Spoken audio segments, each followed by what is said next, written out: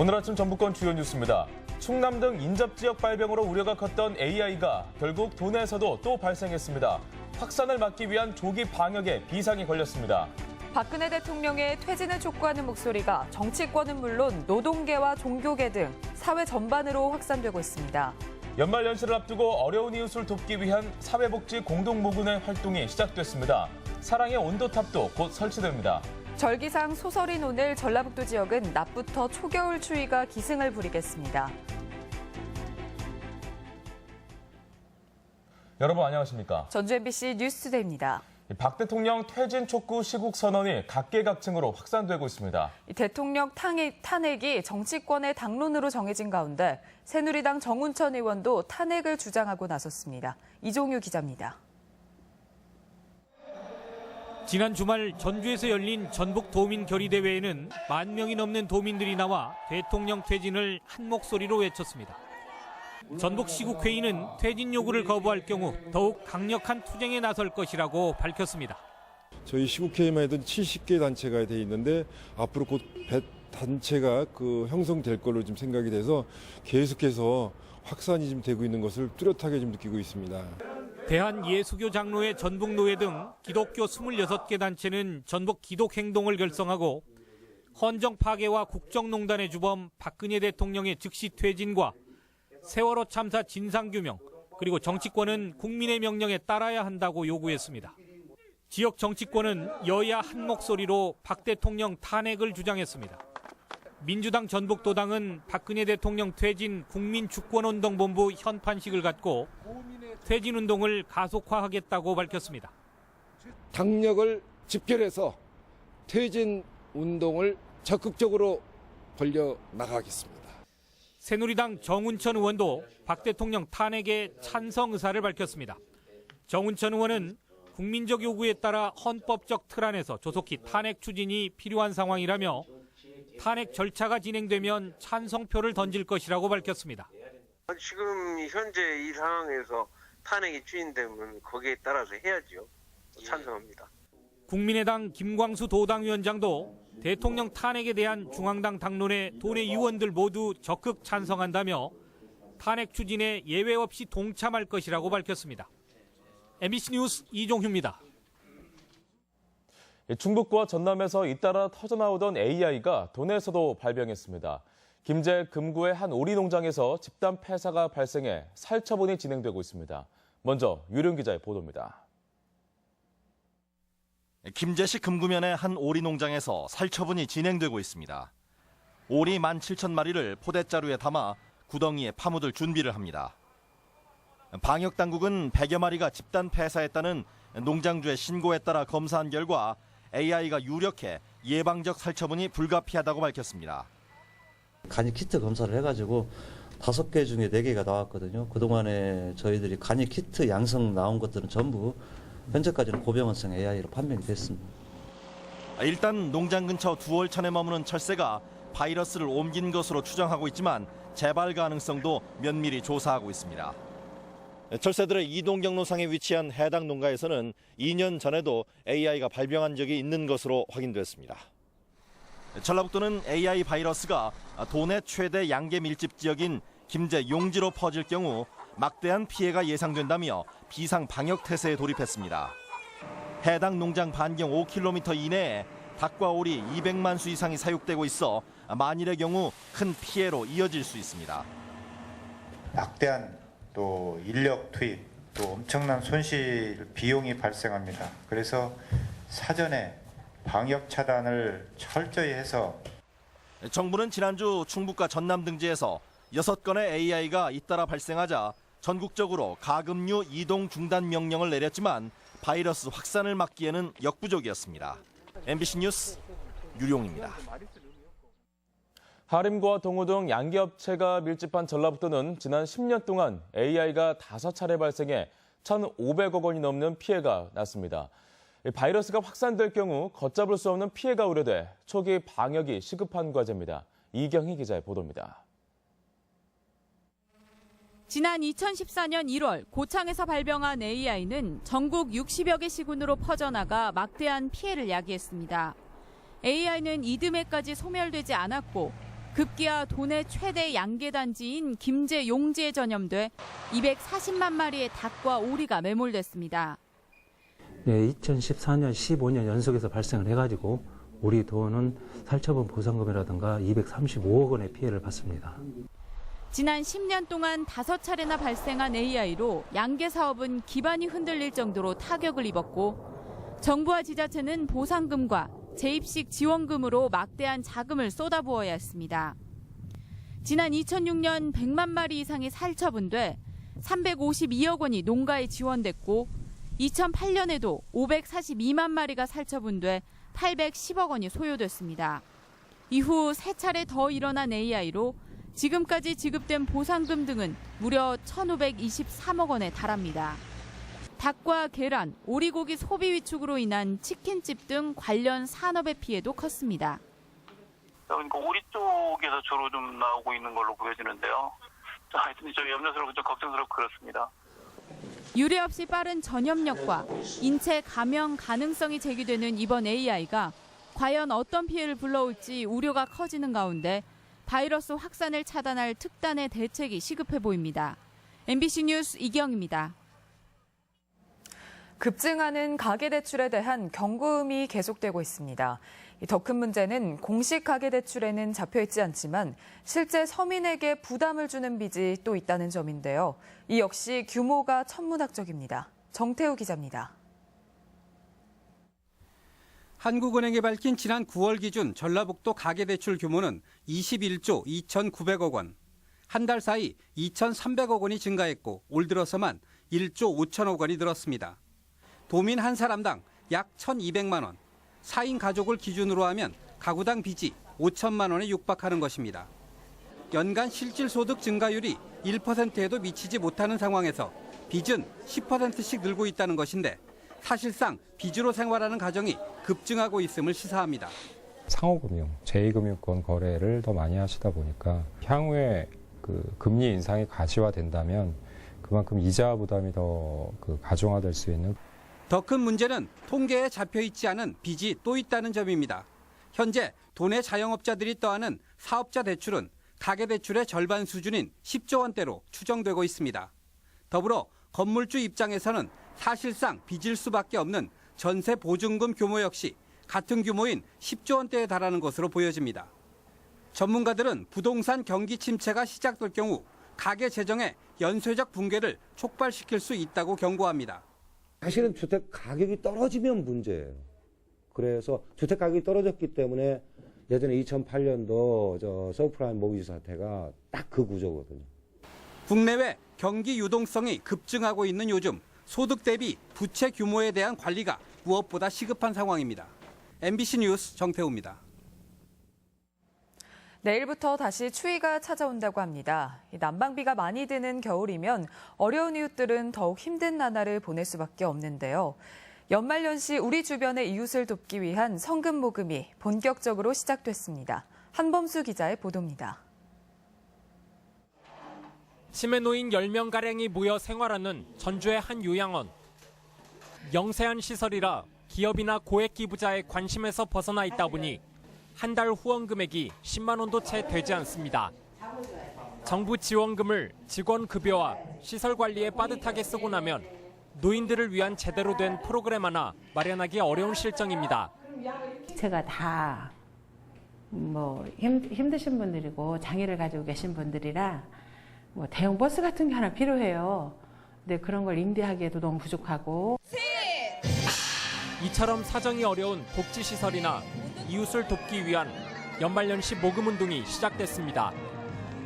전북 사회복지 공동모금회는 희망 2017 나눔 캠페인 출범식을 갖고 내년 1월 말까지 72일 동안 성금 모금에 돌입했습니다. 모금 목표액은 지난해보다 2.4% 늘어난 59억 8천만 원. 모금 현황을 알 수 있는 사랑의 온도탑은 오는 26일부터 종합경기장 사거리에 설치될 예정입니다. 경제가 어려울수록 어려운 사람들은 더욱더 어려운 것 같습니다. 우리 어려운 분들을 위해서 우리 전북 도민 여러분께서 조금씩이나마 나눔 참여에 동참했으면 감사하겠습니다. 어려운 이웃을 향한 관심의 손길이 모여 따뜻한 겨울을 만들어 나갈 수 있을지 주목됩니다. MBC 뉴스 한범수입니다. 선거법 위반으로 김생기 정읍시장에게 징역 1년이 구형됐습니다. 전주지검 정읍지청은 지난 총선에서 특정 후보를 지지해 공직선거법을 위반한 혐의로 기소된 김생기 정읍시장에게 징역 1년을 구형했습니다. 김 시장은 지난 3월 산악회 등반대회와 음식점에서 총선에 출마한 같은 당 후보를 지지해달라는 취지의 발언을 한 혐의로 불구속 기소됐으며 선고는 다음 달 7일 열립니다. 검찰이 16년 만에 무죄가 선고된 익산 약촌오거리 살인사건의 대법원 상고를 사실상 포기한 것으로 알려졌습니다. 전주지검 군산지청은 전에 범행을 자백했던 용의자 35살 김모 씨가 혐의를 부인하고 있지만 당시 살해된 택시기사의 피해 흔적과 주변인의 진술을 종합해 볼 때 혐의가 인정된다고 보고 기소에 수사력을 모으고 있습니다. 송하진 지사와 김관영 의원은 임종룡 금융위원장을 만나 정부가 조선업체 지원을 위해 추진하는 선박 펀드 조성 시 전북 지역에 대한 배려를 요청했습니다. 이에 대해 임종룡 금융위원장은 현대중공업이 지역 경제에서 차지하는 비중이 큰 만큼 도크 중단 시기를 최대한 늦춰 충격을 완화하고 회복기에 대비할 수 있도록 노력해보겠다고 답했습니다. 전주 에코시티 초등학교 신설과 관련한 논란이 이어질 전망입니다. 교육부가 학교 총량제에 따라 전주 에코시티 안에 초등학교 한 것을 추가 신설하기 위해서는 주변의 초포초등학교 이전을 부대 조건으로 내건 것으로 뒤늦게 알려지면서 동창회와 주민들이 반발하고 있습니다. 도교육청은 내년 3월 학교 신설 계획을 교육부에 제출하기 위해 공청회와 설명회를 열 계획이지만 논란이 잦아들 수 있을지는 미지수입니다. 군산 백석제에 대한 정부의 정밀 조사가 마무리돼 국가보호습지 지정 여부에 관심이 모아집니다. 국립습지센터는 지난 3월부터 지형과 식생 등 9개 분야에 대해 조사를 벌여 멸종위기종인 동미나리와 물고사리, 희귀 북방계 식물인 양뿔사초 등을 확인했다고 밝혔습니다. 습지센터는 다음 달까지 보고서를 작성한 뒤 환경부의 국가보호습지 지정권의 여부를 결정한다는 방침입니다. 전주시가 추진한 멸종위기종 2급 생물인 물꼬리풀과 맹꽁이 서식처 복원 사업이 환경부 공모전에서 최우수상인 환경부 장관상에 선정됐습니다.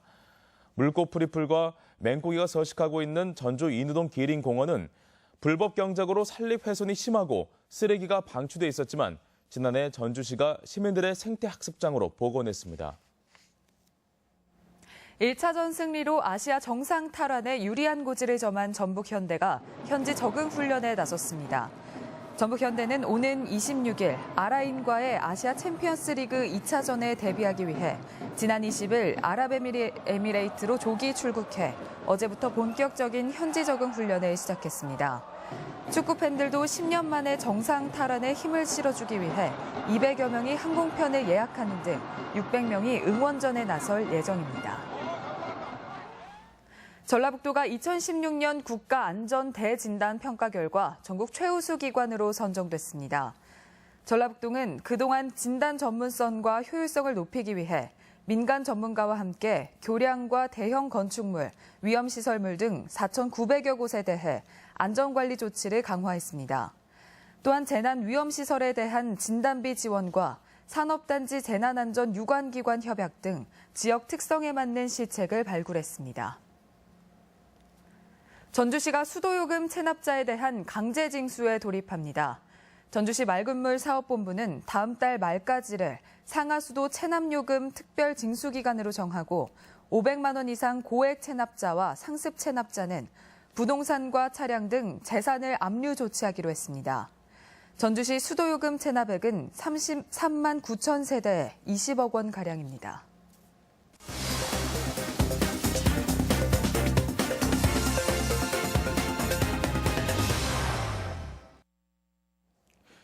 백제 역사문화 통합정보 시스템 구축으로 온라인 서비스가 가능하게 됐습니다.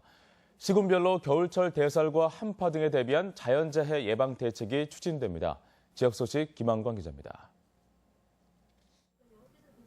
익산시가 세계유산 사업의 하나로 백제 문화유산 통합정보 시스템을 구축했습니다. 전라북도와 충청남도, 공주시 등과 함께 구축한 통합정보 시스템에는 5천여 건의 백제 역사 문화와 관련한 연구 자료가 망라돼 콘텐츠 개발 활성화 효과 등이 기대됩니다. 백제 역사 유적 지구의 디지털 아카이브를 수시로 업데이트하여 찬란했던 백제 역사 문화 유산의 학술적 가치와 위상을 높이는 데 최선의 노력을 다하겠습니다. 전라북도 동북권 특화 발전 사업으로 마이산에 토털 관광 기반이 구축됩니다. 진안군은 마이산 관광 개발 사업으로 1단계로 북부권에 테마 공원 등을 조성한 데 이어 2단계로 남부권에 190억 원을 들여 신비 체험 등의 기반 시설 정비를 추진합니다.